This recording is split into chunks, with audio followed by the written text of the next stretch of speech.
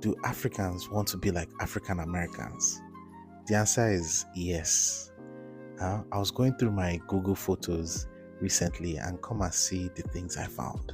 This is specimen one. This is the first example I found. I had to ask myself, why were we dressed like this? The only reason I could think of was because for the past how many years we had been watching 106 and Park. This is the influence. Is that not T.I. on the right? Is that not T.I.? My boy, his name is Toby. That's why are we dressed like fake chains? But we did not give a fuck. We wanted to be like you guys.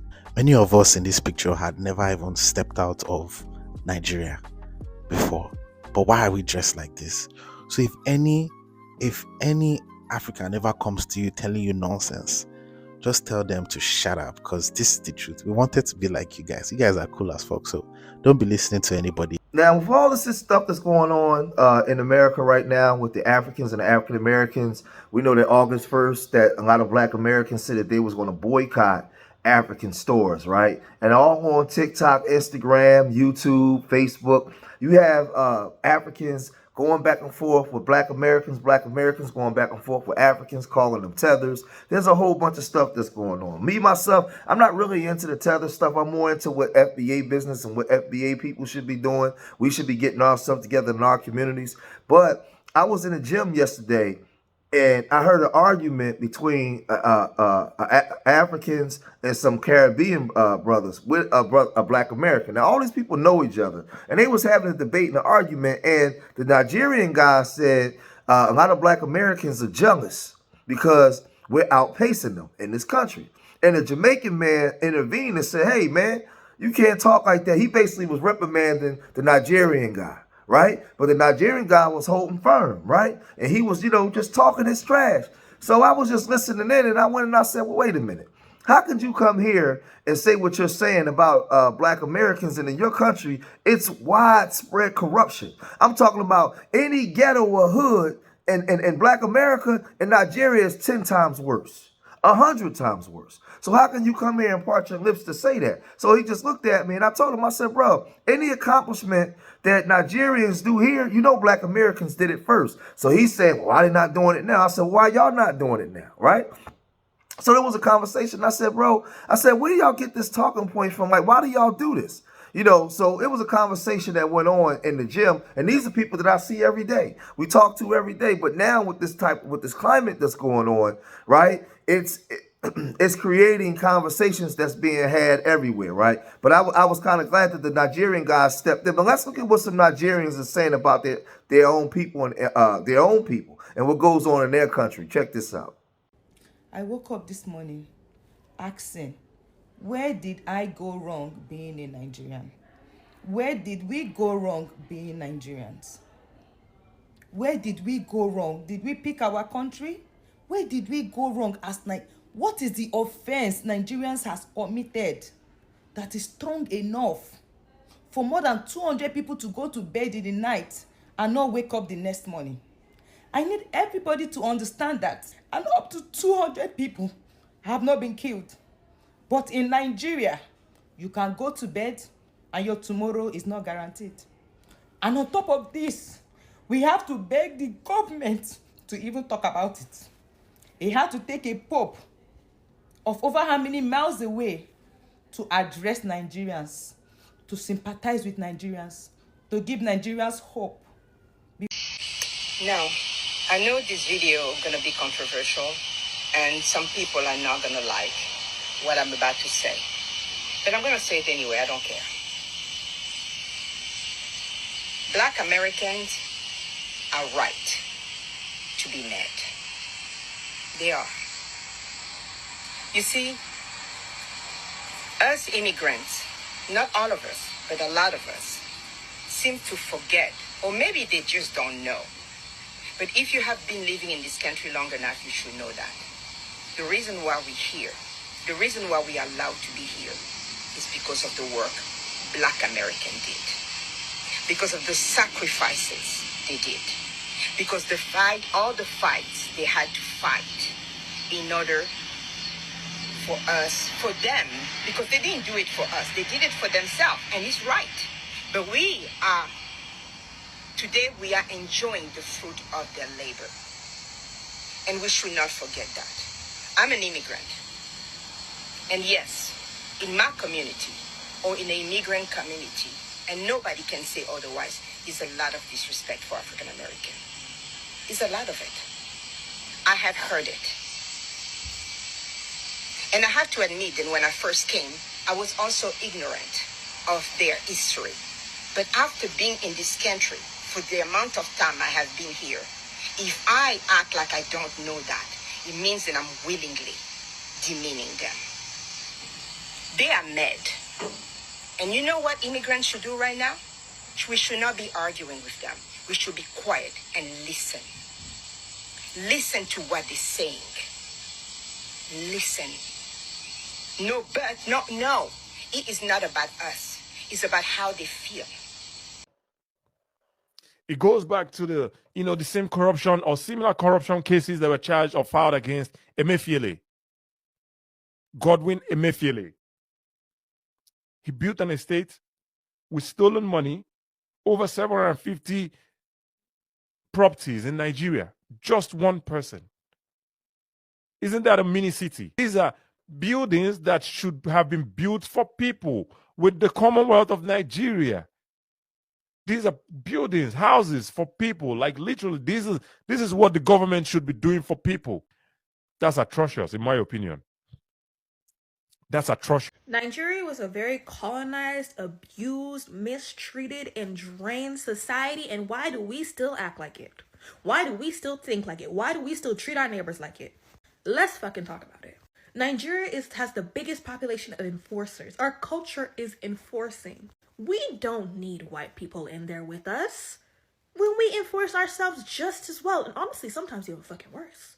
We keep hiding because that's just the way things are. That's just things. That's how things are. That's how I was taught. That's how my mama did it. How we thought that your mama and her grandmother and all of that were coming from a place of trauma and abuse. Let's start there. And I'm Nigerian too, but let's take our egos out of it because I know we got some fucking big ass egos. As Nigerians, we tend to be very, very cruel, and we actually don't really have much of an idea of how to support or pull ourselves up in emotional ways with mental, spiritual support, like loving, connection, acceptance, a lack of judgment, modesty, and not modesty of the body, like not showing skins, but modesty of the spirit and modesty of the mind. No, we don't know how to do that. We can only be like, oh, but I fed you. I gave you a home. I gave you this. I worked hard for you. Like, yes, that is part of it. But I feel like Nigerians, we can only see things in the physical realm. And that's literally a direct consequence of colonialism. Because we were treated as bodies for work. What the fuck did they need us to have emotional regulation, emotional intelligence, or spiritual intelligence for?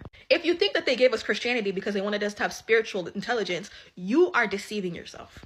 And I'm not about to make this a religion thing. We can make the argument that Christianity in itself was not bad, but if you think that the way it was given to you was to save you by the same people that were enslaving you, let's be guided. Let's use our sense. But you even having Nigerians getting kicked out of so many countries: South Africa, Zimbabwe, Ghana, right? There's situations going on where Nigerians are calling out other Nigerians for their behavior and the things that they do. So I was having a conversation with the brother, and I was like, what? I understand as Nigerians you should be proud, but one thing I want you to know and understand is, as Black Americans, right? Me being an old school, not like a lot of these younger FBAs, right? But me being old school, and I grew up, everything was about Africa. Everything was about red, black, and green medallions. It's an African thing you wouldn't know. It's a black thing you better recognize. Free Mandela. We had all that stuff going on. 1990, 1989, 1988. We was in the streets fighting for Africa, fighting for South Africa. So to see you guys come here and practice tribalism and not Pan-Africanism that hurt our heart. So this is where we start calling you guys out for your anti-black racism towards Black Americans. When we're the reason that you guys are here being successful. When we see you successful, we clap our hands. We happy that you're successful. That's what our grandparents for you to guys come in so we can get our numbers up, right? And to be able to defend ourselves against W supremacy, because we thought that y'all was our brothers, right? But let's look at some of the conflicts that goes on in with Nigerians and Ghanaians and a whole host of other things that Nigerians go through, right? First, it was Igbo must go. Today, it is Nigerians must leave. Tomorrow, who is next? When bias replaces governance and fear replaces facts, even broader nations can become enemies. What we are seeing today in Ghana is not a protest. It is a resurfacing of ethnic and national grievances. But let's unpack this carefully. The protests we see today in Ghana demanding Nigerians must leave didn't start in a vacuum. Weeks ago, tension flared when an Igbo man sought to establish a traditional title within the Ghanaian community. The action, perhaps misunderstood, was taken as a threat to Ghanaian sovereignty. That spark became the wildfire. What started as Igbo must go soon mutated into a more dangerous call: Nigerians must leave. But here is a reminder to every Nigerian who ever celebrated those early attacks on the Igbos or kept quiet. Today's fire is now burning you too. When you justify discrimination because it's not your group, know that hatred, once validated, never stays within limits. Now let's address the loudest accusation on their placards: prostitution. It is both embarrassing and ignorant to scapegoat Nigerian women for Ghana's public health issues. If we're talking numbers, let's talk facts. World Health Organization and UNAIDS data show Ghana's HIV prevalence is 1.7%, while Nigeria is slightly lower at 1.3%. So again, where is the epidemic coming from? Chanting Olosho must go is not just baseless, it is an embarrassing display of ignorance over facts. Another issue being pushed is kidnapping and robbery. But let's be honest, it is lazy to blame every crime on foreigners. Even Ghana's own security report confirmed that locals are involved in many of these crime rings. What's one interesting fact about Nigeria that you think most people don't know? What's interesting fact about Nigeria? Nigeria is not what social media puts it out to be. Have you been to Nigeria? Of course. Okay. Yeah. So before anybody goes to Nigeria, what do they need to know? People there are thieves. They're thieves, man. I can't I'm lie. getting robbed if I gotta be honest. 100%. Why? What? What's he getting robbed? Alright, Brandon, you're coming with me, bro. My Nigerian friend. But, so you said people there are thieves. So what city in Nigeria is the most unsafest for me to visit? Lagos. He didn't even hesitate. He said Lagos, capital. 100%? 100%. Why? Specific reasons? I'm telling you, as soon as you step out of the airport, robbed. 390 billion naira was allocated in the 2025 budget for just 1,477 streetlights.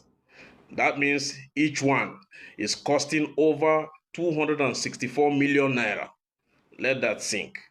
Now, here's the truth.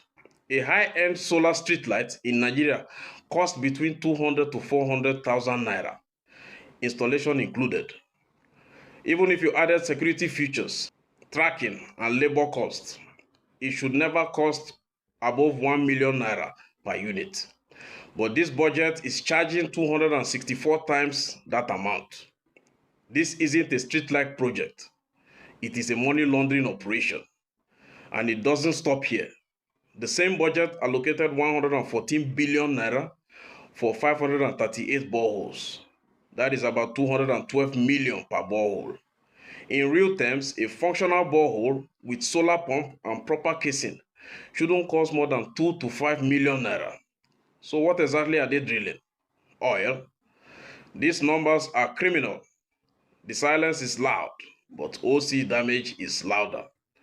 We do not protest. We expose. Wake up, Nigerians. Again, so like a lot of y'all come here and you guys, like I said, you guys have very, very disrespectful dispositions towards us.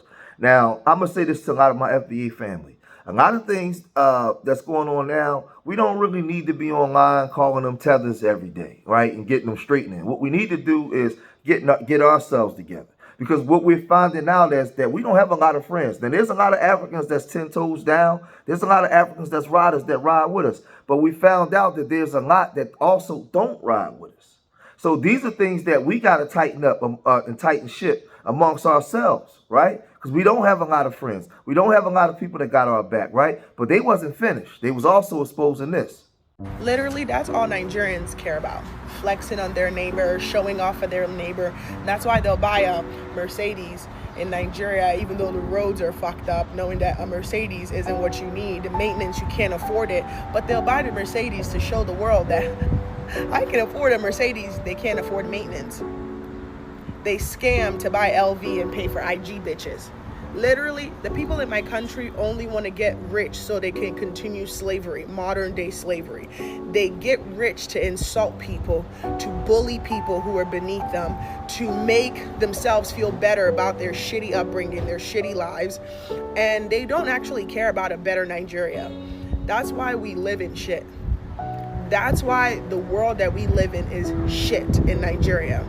They don't ever scam to get money to get roads built, donate to the orphanage, donate to the schools, put in medical systems. They don't care about any of that. That's why I love bleeding them. I take the money and do what they're supposed to do. They literally do not aim to get rich for financial freedom. They aim to get rich for flexibility. Being a Nigerian in America can be very depressing at times. And it's not even just because of the racism that we face in America.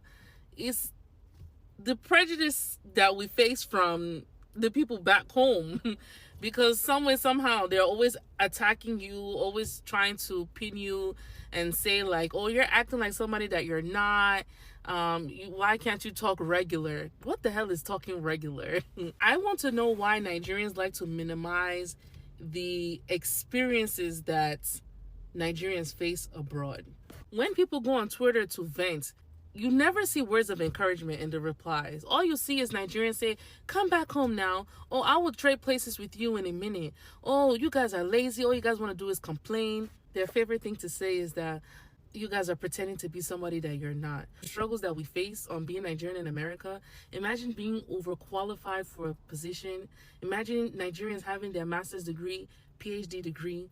They apply for a position, they have all the certifications, the licenses, the training, they apply for a position, but not only do they not get the position because of their name or because of the fact that they're Nigerian, also because of the fact that they are black, they will not give the position to somebody of this color who don't even have a quarter of the qualifications that they have. Not even a quarter. Sometimes you don't even know if the person that they gave the position to even have a regular bachelor's degree. And you say we should not complain. You say that they are being lazy. I think American black people are the most lost black people in the world. Yeah. Do you get what I'm saying? Like, you see black people over here. They know where they come we from. all know where we come from. You can go back to Jamaica, feel like you're home, or this person. I'm not from Do you know I'm West Indies? You get what I'm saying? Dominica. I can go back to Congo and feel like I'm. Do you get what I'm saying to you? Yeah, I don't. If some white man decides to, I'll go back to your country. I can, motherfucker. You get what I'm saying? What's the point of this video, bro? Like, what are you trying to achieve? This argument is so dead, bro. It is so dead, honestly. It makes no sense. Okay, you know where you come from, so you are better than AA. Now what? Okay, you are better than them. What do you want us to do? Do you want a cookie? Huh? You are better than them. Now what? Do you want us to clap? What's the point? Even humanity, bro, we can't agree on where we come from. Some say God, some say evolution, some say aliens. So what are you trying to say, man? And these countries you love to claim, bro, they are not even 100 years old, bro. Ghana is still the Gold Coast. Nothing has changed. Ivory Coast, where my grandmother is from, they didn't even have the shame to change the name. It's still the Gold Coast. Nigeria is still the royal company. What kind of freedom is this if your official language is English, French? Nothing has changed, bro. It's still a resource, bro. These countries are still resources. So what's the argument here, bro? Why are we fighting over things that don't matter, bro? What are we doing as a race in general? And I do know there are a lot of like ignorant AAs out there. I'm not speaking for those ones, they are too far gone.